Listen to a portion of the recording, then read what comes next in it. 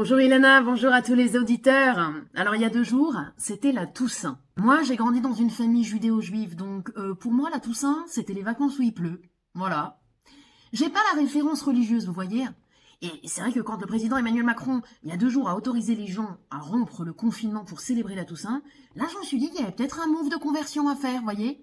Et j'avoue que niveau catéchisme, catholicisme, Vatican, tout ça, je suis quand même pas hyper pointu.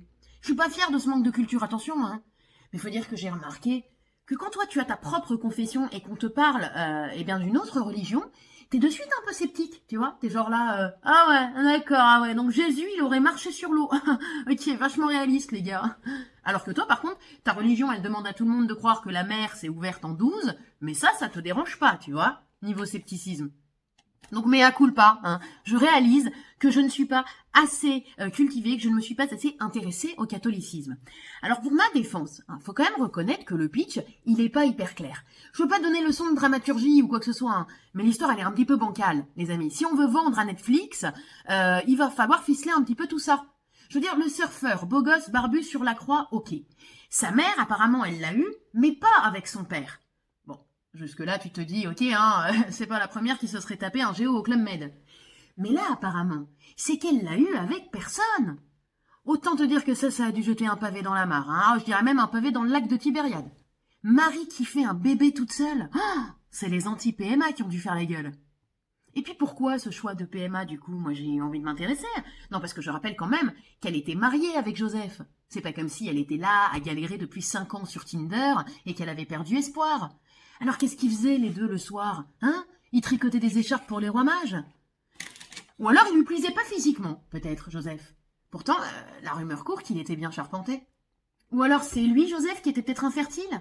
Mais là pareil, va lui demander, toi, de passer un spermogramme en plein milieu de la Galilée. Et puis c'était peut-être même pas remboursé par la Sécu. Bon bref, en tout cas le plus important, c'est que Joseph a accepté d'élever l'enfant. Et ça c'est élégant. Parce qu'on dira ce qu'on veut, mais à l'époque, Joseph, il savait pas encore que Jésus allait devenir un influenceur hyper célèbre.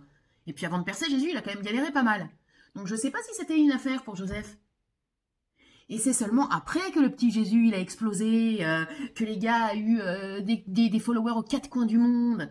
Faut dire qu'il se donne hein, pour créer du contenu choc pour sa communauté. Écoute, ce challenge TikTok où il doit traîner une croix sur une distance dans toute la ville comme ça, non, moi je trouvais ça très impressionnant. Bon, donc comme vous pourrez le constater, hein, ma version de la religion catholique est un petit peu approximative et il faut encore que j'aille bosser. Mais du coup, pour y remédier, moi j'ai décidé de creuser aussi les fêtes et les traditions d'ailleurs extérieures à ma culture de base. Alors on commence avec la Toussaint, le 1er novembre, et la fête des morts, le 2 novembre. Oui, bon, je sais, hein, je suis pas tombée sur les fêtes les plus funky. J'avoue que pour une initiation, j'aurais préféré Noël ou la galette des rois. Alors, Internet m'indique que la Toussaint, comme son nom l'indique, honore tous les saints canonisés. Un peu comme mon mec, quoi. Sauf que lui, il honore tous les saints canonissimes. Et alors donc, apparemment, il y a gros quiproquo dans la tête des gens qui confondent tous la Toussaint le 1er novembre et la fête des morts le 2 novembre. Parce qu'en fait, comme le 1er novembre, c'est férié, c'est plus facile d'aller au cimetière. Et du coup, les gens, ils font d'une pierre tombale 2 coups. D'où la réputation de la Toussaint comme une fête un petit peu morbide. Alors qu'en fait, au final, cette fête, elle est juste là pour célébrer tous les saints qu'on aurait une petite tendance à oublier, vous savez, ceux qui n'ont pas de fête attitrée, attribuée rien que pour eux dans le calendrier. C'est un peu le fourre-tout, vous voyez. Nous, on faisait ça dans ma famille, on faisait pareil avec les anniversaires. Comme on avait la flemme de retenir les dates, on faisait un anniversaire groupé pour tous ceux nés dans le même trimestre, et puis voilà, c'était réglé, quoi. Voilà, écoutez, moi de toute façon, j'ai apparemment un jour attribué pour la Sainte Judith, c'est le 5 mai, pardon, d'être VIP et de pas avoir besoin de la Toussaint pour être célébrée. Je suis passée voir la photo de la Sainte Judith en question sur Internet. Elle avait de la classe, mais un petit regard un petit peu coquin, je dois dire. Alors, Sainte Judith, je dirais Judith peut-être, Sainte, j'aimais quand même un gros doute. En tout cas, j'ai été ravie d'en apprendre un peu plus sur d'autres cultures. Et du coup, je recommencerai. Voilà, à très bientôt et en attendant une bonne journée à tous.